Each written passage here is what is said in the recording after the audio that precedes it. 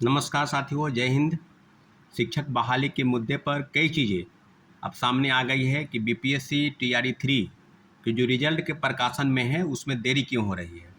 तो जहाँ तक छात्र अभ्यर्थी लगातार प्रयास कर रहे थे और परीक्षा के बाद जिस तरह की चीज़ें सामने आई, कट ऑफ जारी किया गया तमाम के साथ, शिक्षकों के साथ। उसके बाद लगातार ये बात हो रही थी कि जो कट ऑफ है उसमें प्रोविजनल कट ऑफ के बाद उसका आंसर की जारी हुआ, और अभी लगभग 1 to 5, 6 to 8 और 9 10th के आंसर की जो है वो जारी हो गए हैं। 11 12 के आंसर की में भी मतलब लगता है कि 14 या 15 तक जारी होने की उम्मीद है। और सारी चीज़ों पर जिस तरह के शिक्षक बहाली में लगातार प्रश्न उठ रहे थे कि रिजल्ट कब आएगा, तो जाहिर सी बात है कि जब प्रोविजनल आंसर की जारी होता है, फाइनल आंसर की जारी होता है, और आंसर की जारी होने के बाद ही वो जो है रिजल्ट के में रिजल्ट बनने की प्रक्रिया में चली जाती है। अभी बात हो रही है कि तीसरे फेज पर आखिर इस तरह की संशय क्यों बनी हुई है। आखिर लाखों अभ्यर्थी और 87,000 पदों की जो वैकेंसी आई है उसमें कई चीज़ें सामने आई कि बैकलॉग सीट को जोड़ने की बात हो रही थी कि टीआरई 1 टीआरई 2 के जो बचे सीट हैं उसको टीआरई 3 में जोड़ा जाएगा। कई कई चीज़ें हैं, जिला शिक्षा पदाधिकारी को चिट्ठी भेजा गया बीपीएससी और शिक्षा विभाग से कि हमको रिमाइंडर दीजिए। रिमाइंड किया गया लगातार, और 3 पत्र भेजे गए हैं कि जो है पत्र निकाला गया। उसमें एक और मामला जो सामने आ रहा था उसमें था कि जो आरक्षण को लेकर बात हो रही थी, जो 50% आरक्षण है उसके आधार पर रिजल्ट आएगा, या बिहार सरकार के दिशा निर्देश पर क्या 65% आरक्षण जो जातिगत जनगणना और उसके बाद आरक्षण की बात जो चल रही थी, क्या उसको लेकर रिजल्ट आएगा। तो रिजल्ट में संशय को लेकर कहीं आरक्षण एक विषय को लेकर भी बात हो रही है कि 50% की तरह आरक्षण आएगा, या अब जो जो रोस्टर क्लियरेंस है, जो बैकलॉग सीट है उसको लेकर। तो दो प्रमुख चीज़ों पर लगातार संशय बना हुआ है। वहीं दूसरी तरफ जो संशय की स्थिति है उसमें यह है कि क्या बीपीएससी के अंदर से भी कहीं कुछ चल रहा है क्या बीपीएससी के शिक्षा विभाग में जिस प्रकार से टीआरई 3 की परीक्षाएं हुई, पेपर लीक हुआ, और पेपर लीक के बाद आपको याद होगा कि लगभग 300 लोगों की गिरफ्तारी हुई। टीआरई 3 में पेपर लीक के संदर्भ में जो चीज़ें सामने आ रही थी, और जो पूर्व चेयरमैन थे वो लगातार डंका पीट रहे थे कि पेपर लीक किसी भी हाल में नहीं होने देंगे। टीआरई 3 का पेपर लीक हो गया। टीआरई 3 के पेपर लीक में जो चीज़ें सामने आई है उसमें तो अब स्पष्ट हो गया है कि अभी तक जो मुख्य आरोपी कौन है, क्योंकि बीपीएससी के द्वारा जो प्रश्न पत्र बनाए गए और जिस एजेंसी को प्रश्न पत्र ठेका दिया गया छापने का जिम्मा, उसके बाद बीपीएससी के अंदर से बिना क्यूआर कोड लगे प्रश्न पत्र उन लोगों के पास से बरामद हुए। वो सर्वेयर हाउस में जा रहे थे, वहाँ से परीक्षा केंद्र पर जाने के दौरान आउट हुआ। कई चीज़ें सामने आई, परंतु आर्थिक अपराध इकाई ने बीपीएससी को कई पत्र लिखे हैं, क्योंकि हमको किन किन लोगों के पास सूचनाएं रहती है, बीपीएससी के किन किन अधिकारियों के पास प्रश्न पत्र छपवाने का, उसको टेंडर नोटिस जारी करने का, या किन किन लोगों को, सारी चीज़ें उन लोगों के पास जानकारी रहती है।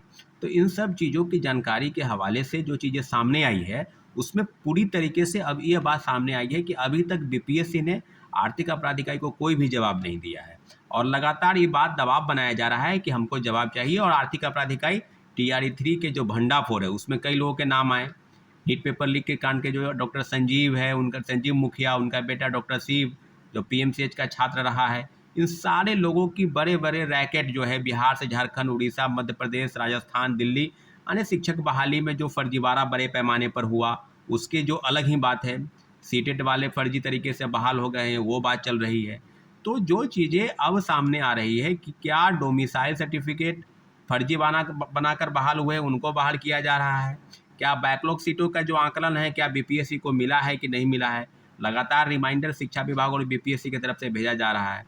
तो साथियों, पूरी तरीके से अब इस बात को आश्वस्त हो जाइए, और लगातार अब बातें चल रही है कि अक्टूबर लास्ट तक जो है रिजल्ट निकालने की प्रक्रिया में है। 11 12 के जो है फाइनल आंसर की वो जारी होने की स्थिति में बीपीएससी कब होगी ये बताने की ज़रूरत है बीपीएससी के अधिकारियों को। और जिस प्रकार से टीआरई 1 और टीआरई 2 में बड़े पैमाने पर फर्जीवाड़ा हुआ, हड़बड़ी में क्रेडिट लेने का जो होड़ था कि हमने लोगों को नौकरी दी, और बिहार सरकार भी लगातार कह रही थी कि हम लगभग 2 लाख लोगों को नौकरी लगभग 3 महीने में दे दिए। बिल्कुल आप दे दिए, लेकिन परीक्षा के 2 ढाई महीने बीत गए, 3 महीने लगभग बीतने वाले हैं, और अभी तक जो है कोई विशेष इस बारे में कि रिजल्ट का प्रकाशन कब होगा, आने वाले समय में क्या किस तरह की चीज़ें सामने आएगी। तो सब चीज़ों पर अब बिल्कुल अब स्पष्ट हो गया है कि ये लोग बैकलॉग सीट का जो ढोंग रच रहे हैं कि हमको सीट का आकलन अरे बड़े पैमाने पर जो फर्जीवाड़ा हुआ है उसका भी तो आकलन करके अप्लाइए। तो जहाँ तक मैं समझता हूँ कि बीपीएससी के अंदर से भी बहुत बड़ा भ्रष्टाचार जो है वो चल रहा है। लोगों के रिजल्ट के प्रकाशन में जो गड़बड़ी आएगी उसके लिए भी, और वन कैंडिडेट वन रिजल्ट, इस सीट को बचाने का जो खेल बीपीएससी पहले से खेलती आ रही है, इस मामले में भी क्लियर होना है कि आखिर क्या होगा। तो मुझे लगता है कि बैकलॉग सीट नहीं, आरक्षण के मुद्दे पर भी माननीय उच्चतम न्यायालय में बिहार सरकार गई है। और जो आरक्षण का दायरा है, अब ये कहा जा रहा है कि 50% आरक्षण को जो है सीट निकालकर कई जिलों की सूची जो है वो आ गई है, कई जिलों की सूची जो है आनी बाकी है। इन सब मुद्दों पर भी बीपीएससी छात्र अभ्यर्थियों को गुमराह करने का प्रयास कर रही है कि हम 50% आरक्षण के साथ रिजल्ट का प्रकाशन करेंगे। वहीं दूसरी तरीके से अगर 65% आरक्षण के साथ इस तरह की चीज़ें हुई तो उसको रोक दिया गया है। तो सामने अब कई चीज़ें बात के रूप में सामने आ रही है। प्रोविजनल आंसर की, फाइनल आंसर की में के तहत कई कई चीज़ें गड़बड़ी है। कहीं 4-4 प्रश्न पत्र, कहीं 6-6 प्रश्न, उसका गलत उत्तर बताया गया है फाइनल आंसर की में। तो सारी चीज़ों पर बीपीएससी के पहले से जो स्थिति बनी हुई थी भ्रष्टाचार में लिप्त बीपीएससी, आज भी वही स्थिति है कि क्या रिजल्ट के प्रकाशन में देरी के पीछे कहीं भ्रष्टाचार का एक बू तो नहीं आ रही है, कहीं छात्रों अभ्यर्थियों को गुमराह करने का प्रयास बैकलॉग सीट और रिजर्वेशन के आधार पर तो नहीं है। मुझे लगता है कि बीपीएससी को इन सारे बिंदुओं पर आकलन करके उसका जवाब देना चाहिए, और जो गड़बड़ी 50% आरक्षण के तहत रिजल्ट निकालना या 65% के आरक्षण और बैकलॉग सीट, जहां तक हम लोग का डिमांड था वन कैंडिडेट वन रिजल्ट और पूरक परिणाम के लिए जो TRE 1 और TRE 2 में दोनों में बाकी सीट थी, उसके लिए माननीय उच्च न्यायालय में भी याचिका दायर हुई, आदेश भी आया, उसका भी अब पालन नहीं हो रहा है। यहाँ तक कि बिहार सरकार इन सारे मामलों को लेकर, पूरक परिणाम को लेकर कोर्ट में भी चली गई है। तो और कोर्ट के आदेश की अवहेलना भी आप समझ सकते हैं कि 28 जून को जजमेंट आया, उसके बाद भी बिहार सरकार जो है डबल बेंच पे मामले को ले गई कि पूरक परिणाम हम नहीं जारी करना चाहते हैं। एक तरफ आप बैकलॉग सीट बता रहे हैं कि सीट जो है खाली है उसको TRE 3 में जोड़ेंगे, दूसरी तरफ पूरक परिणाम के लिए छात्र अभ्यर्थियों को आप गुमराह कर रहे हैं।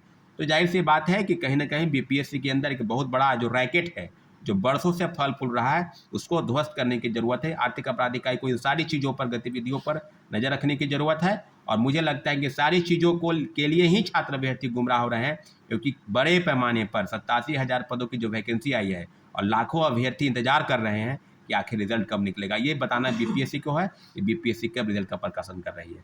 ठीक है साथियों, जय हिंद।